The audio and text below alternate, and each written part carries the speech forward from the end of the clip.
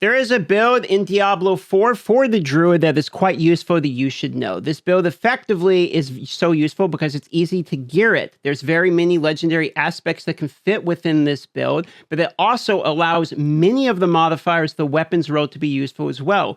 Very often there can be modifiers that are hard to get valid use out of, but the great thing about this build is almost all of the percentage damage related stats will modify some aspect of this build and will increase your damage. So as you're leveling, when you are constantly upgrading your gear, almost any of those pieces you put into this build are going to work. Now, there's a few key aspects that you need for this to work in its entirety, but very many legendary aspects can be slotted in or rotated around in order to make this build work properly. This build works off the fact that Werebear can be formed with earth skills, and we can use the modifiers plus the skill tree plus the way the weapons have modifiers in order to get us our big damage numbers. There's also an unlimited ramping ability with critical damage within this build that can get the numbers very, very high in the late game. So without further ado, let me explain how this build is going to work.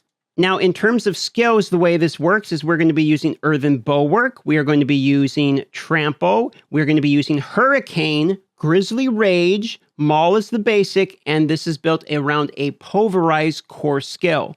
Earthen Bulwark will not only give us Unstoppable, but will give us both a barrier as well as helping us fortify. The reason this is important is because Fortify is not only going to give us our Earth skills plus 2 ranks, and yes, this will actually increase Pulverize because of the aspect of your sign Horror, which makes Pulverize into an Earth skill. So when you're using Earthen Bulwark, you are getting Fortify, Barrier, and you are increasing your Earth rank skills. That is 3 modifiers with just 1 ability to increase damage already. The reason that's 3 modifiers is we're going to be using increasing damage while you have a barrier active. So having the barrier from Earthen Bulwark is now increasing our damage. We're getting the bonus Earth skills rank, and because of the aspect making Pulverize an Earth skill, this means Pulverize goes up in rank, increasing the overall damage. Now you're going to notice we use Grizzly Rage, and we're going to use aspect of the Trampled Earth. Trampled Earth is going to give us a landslide pillar, the effect that happens after we trample. So now we have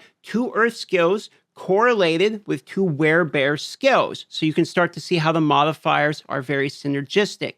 Now, speaking of synergy, look at the gloves. Our core skills will deal increased damage based upon our amount of Fortify. So once again, we have yet another way of synergistic modifiers for increased damage, and this is primarily for the core skill. Now, if you look at the pants, it's going to increase the duration of Earthen Bulwark, so we can have our Barrier and Fortify essentially up longer, and the boots are going to make Earth skills slow. Now, because both the Trample as well as the Pulverize will also count as Earth skills, this also means they will slow. One of the great things about this is many modifiers of weapons give you percentage damage bonus on slowed enemies, so this gives us additional ease of use when we go to equipping weapons. It is an easier opportunity for us to have useful percentage modifiers. We're also going to be using increased damage of skill deals 10 to 20% increased damage depending upon the row of available primary resource, and obviously the higher percentage will be for the full primary resource, and this is yet another modifier based upon the core skill. A few of these can be rotated out if you don't get them. For instance, both of the ones that give you bonus rank, and we haven't mentioned the chest plate yet, which when your Hurricane is active, you gain 2 ranks in your shapeshifting skills, which is also going to again count for Pulverize. So we have plus 4 ranks in Pulverize already. The great thing about the Hurricane is it also allows us to apply Vulnerable, which once again works with weapons because you can get percentage rows on weapons that will increase damage to vulnerable enemies. You can start to see how it becomes very easy to use almost any modifier on these weapons. We also have a slow on Hurricane itself.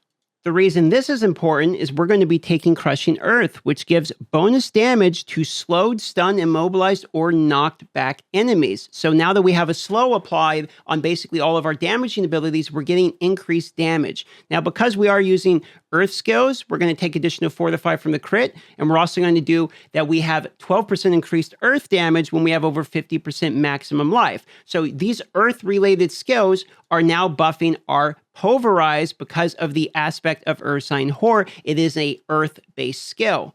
Now, earlier on in the tree, we're going to be taking the Maul. This will give us more Fortify for the reasons listed, but it also gives us Knock Down, which is another CC'd state, so we can deal more damage to people that are CC due to the passives we've already mentioned.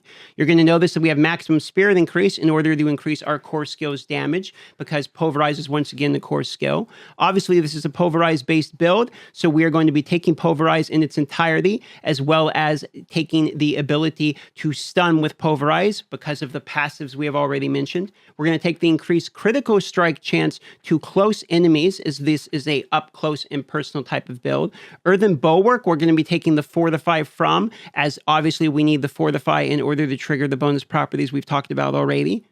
We skip the rest of this portion of the tree here, as we don't need any of these. It won't increase any of our damage for the sake of this. We're going to go down until we have Werebear form for healing. We're going to take that so that we can get to the additional Overpower. We're going to take Trample, which will give us 150% bonus damage, because this is once again an Earth skill, and also the 150% bonus damage does stack with this. And we're going to give it another 20% base life as Fortify, because we need additional Fortify for the skills that will also give us plus Earth skills when we have Fortify, as well as the gloves that will increase the Pulverized damage based upon our amount of Fortify. So you can see how every single thing that we're taking, the aspects, the skill points, even the weapons, because of the way the modifiers work, all of these stats work together to increase our overall damage. As we scroll down a little bit farther on the skill tree here, you're going to notice that we're going to be taking the Nature Magic. Now, Nature Magic skills will also increase our damage to elites, and we're going to take that with Earth skills, increase damage to vulnerable. Once again, our abilities become Nature Magic as well as the Earth skills because of the modifiers we have, further increasing our damage with these passives. Now, we also take this all the way up to triple this bonus if an Earth skill is the next skill cast after a Storm skill, or a Storm skill is the next skill cast after an Earth skill, because we're using Hurricane to both proc vulnerable. This will also give us this double dip of give and take with Earthen Bulwark into Spirit, back and forth with the Pulverize. This will continually increase our damage.